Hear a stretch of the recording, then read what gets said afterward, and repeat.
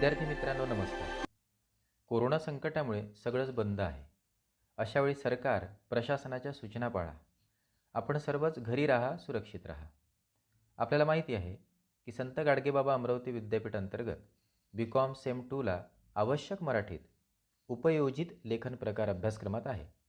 यात कार्यालयीन पत्रव्यवहार यावर एक दीर्घोत्तरी प्रश्न, आशय लेखन किंवा भाषांतर यावर एक लघुत्तरी प्रश्न, तसेच या विभागावर 4 वस्तुनिष्ठ प्रश्न विचारले जातात.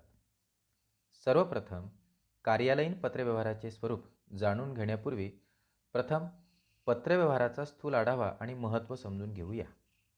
मुळातच संवाद साधण्यासाठी, आपल्या भावभावनांचे आदानप्रदान करण्यासाठी, कौटुंबिक व्यावहारिक माहितीची देवाणघेवाण करण्यासाठी पत्रव्यवहार अतिशय उपयुक्त आहे. आता पूर्वीच्या काळी संदेश लिहिण्यासाठी भुर्जपत्राचा, ताम्रपटाचा उपयोग केला जात असे. अगदी राजे महाराज लखोट्याद्वारे आपला संदेश पाठवित असत. हे आपण इतिहासात वाचले असेल. किमान ऐतिहासिक चित्रपटात असे दृश्य पाहिलेले आहेच. इंग्रजांचे आपल्या देशावर राज्य होते. त्यावेळी त्यांनी दळणवळण आणि संदेशवहन याला विशेष महत्त्व दिले. यापैकी दळणवळणासाठी रस्ते आणि लोहमार्ग त्यांनी सुरू केले, तर संदेशवहनासाठी पोस्ट ऑफिस सुरू केले. अलीकडे संदेशवहनाची अनेक नवी माध्यमे आल्यामुळे पत्रव्यवहार कमी झाले, परंतु पोस्टाचे आणि पत्रव्यवहाराचे महत्त्व आजही अबाधित आहे. पत्रव्यवहाराचे स्थूलमानाने समाजोपयोगी व्यावहारिक पत्रव्यवहार आणि कार्यालयीन पत्रव्यवहार असे प्रकार करता येईल. आता समाजोपयोगी पत्रव्यवहारात कौटुंबिक भावनांचे, सुखदुःखाचे संदेशवहन होते. एक प्रकारे पत्रव्यवहाराला कुटुंबाचा स्नेहदूत म्हटले जाते. पत्रव्यवहाराला साहित्य प्रकार म्हणूनही एक वेगळे सांस्कृतिक महत्त्व आहे. साहित्यिक, वाचक यांच्यातील पत्रव्यवहार एक मौलिक असा वाङ्मयीन ठेवा आहे. आता आपण अभ्यासक्रमाच्या अनुषंगाने कार्यालयीन पत्रव्यवहार, व्याख्या, त्याचे स्वरूप, प्रकार, वैशिष्ट्ये याविषयी माहिती पाहूया. पत्रव्यवहार म्हणजे अधिकृत लिखित संज्ञापन. आपल्याला माहिती आहे की कार्यालयात, व्यवसायात मौखिक संवादापेक्षा लिखित किंवा मुद्रित संवादाला अधिकृत मानले जाते. कारण व्यवसाय करताना वस्तूची खरेदी विक्री असेल, मागणी करायची असेल, चौकशी करायची असेल किंवा तक्रार करायची असेल, तर ह्या गोष्टी उघडकीस येतात. मग त्यामध्ये वस्तूचा दर्जा, किंमत, पैशाचे व्यवहार याविषयी विवाद झाला तर लिखित पत्रव्यवहार महत्त्वपूर्ण ठरतो. एवढंच नव्हे तर न्यायालयीन प्रकरणामध्ये मुद्रित पत्राला अधिकृत मानले जाते. याचाच अर्थ संदर्भ म्हणून पत्रव्यवहार व्यवहारातील दूत ठरतो. याचाच अर्थ एखाद्या संस्थेची प्रतिमा स्वच्छ ठेवण्यासाठी पत्रव्यवहार उपयोगी ठरतो.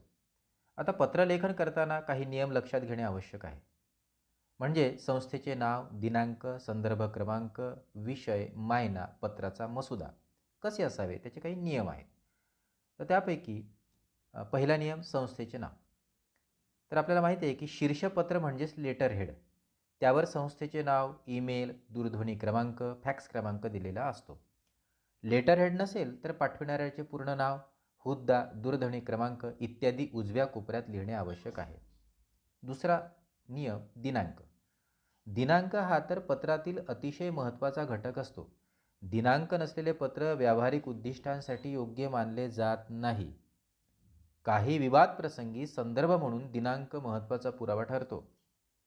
तिसरा नियम संदर्भ क्रमांक. यात जावक क्रमांक महत्त्वाचा असतो, तो लिहिणे आवश्यक आहे. नियम क्रमांक 4 विषय. पत्रात विषय लिहिणे महत्त्वाचे आहे. त्यावरून पत्राचा उद्देश कळतो, म्हणजे पत्र कशासाठी लिहिले आहे ते. पाचवा नियम मायना. यात आडनाव, त्याचे पद लिहावे, त्यातून एक आदर व्यक्त व्हावा. नियम क्रमांक 6 पत्राचा मसुदा. यात पत्राचा मजकूर असतो, त्यामुळे व्यवहार सुकर होतो. मजकुरात स्पष्टता असायला हवी. उदाहरणार्थ मागणीपत्र असेल तर वस्तूचे नाव, वस्तूची संख्या, वितरण चौकशी हे स्पष्ट शब्दात हवे, त्यामुळे विश्वसनीयता वाढते. आता आपण पत्रव्यवहाराची वैशिष्ट्ये पाहूया. ती पुढील प्रमाणे आहेत. पहिलं वैशिष्ट्य स्पष्टता.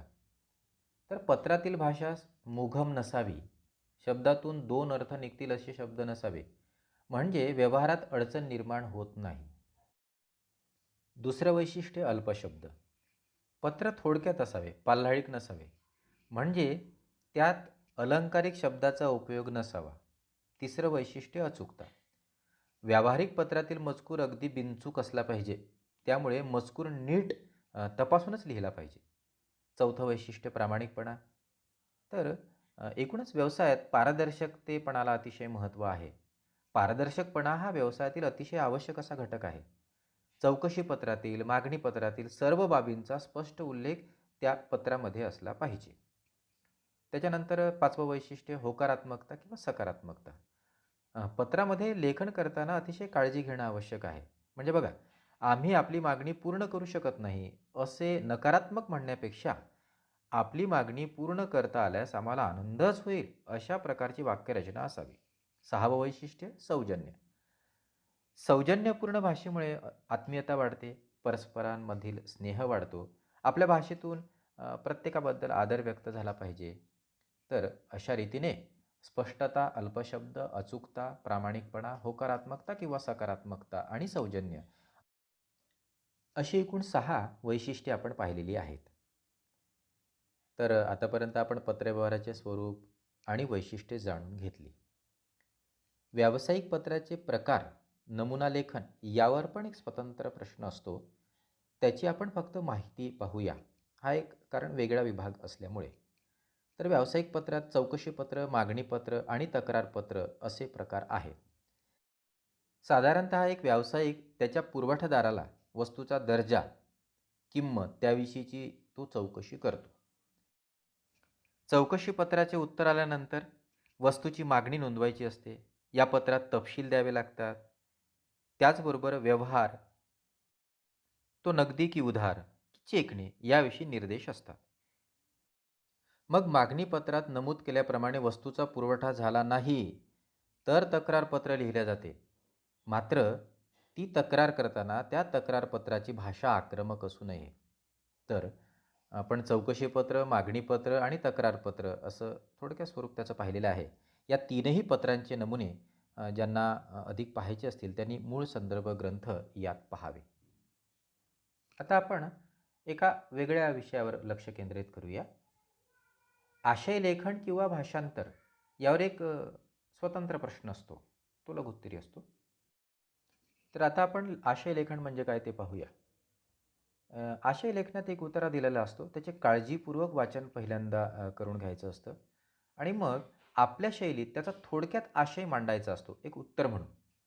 यासाठी आतापर्यंत आपण जे काही अवांतर वाचन करतो किंवा आपली जी काही विकसित केलेली लेखनशैली असते, तर या बाबी उपयोगी पडतात. पण यात एक लक्षात घेणे आवश्यक आहे. आशय लेखन म्हणजे आतापर्यंत आपण जे सारांश लेखन करीत होतो तसा प्रकार नव्हे. हा स्वतंत्र प्रकार आहे. आशय लेखन हा वेगळा प्रकार आहे. उपयोजित लेखनातील तिसरा प्रकार म्हणजे भाषांतर होय. यात एक इंग्रजीचा उतारा देण्यात येतो, त्याचे सुलभ भाषांतर करायचे असते. आता भाषा हे असे एक माध्यम आहे की यामुळे भाषेसह आचार, विचार, सांस्कृतिकता याचे आदानप्रदान होते. अलीकडं तर जागतिकीकरणामुळे आणि इंटरनेट, फेसबुक, व्हॉट्सॲप, ट्विटर आदी या सगळ्या नवीन प्रकारामुळे माणूस एकमेकांच्या अधिक जवळ आला. भाषांतर कलेमुळे इतर भाषात काय विचार चाललेले आहेत हे समजून घेता येते. तर मित्रांनो, आतापर्यंत मी जी माहिती दिली त्या संपूर्ण माहितीसाठी आधार म्हणून डॉक्टर कल्याणी दिवेकर यांच्या लेखाचा, तसेच संत गाडगेबाबा अमरावती विद्यापीठ वाणिज्य स्नातक प्रथम वर्षासाठी मराठी आवश्यक अनुबंध विषयाचे पाठ्यपुस्तक संपादक doctor Ashok Palvekar, doctor Pandit Rathod, doctor Anant Sirsat, सहसंपादक doctor V Tayde, doctor RP Ingle, doctor RA Jadhav, तसेच राघव पब्लिशर्स अँड डिस्ट्रीब्युटर्सचे मी मनःपूर्वक आभार मानतो. तर धन्यवाद.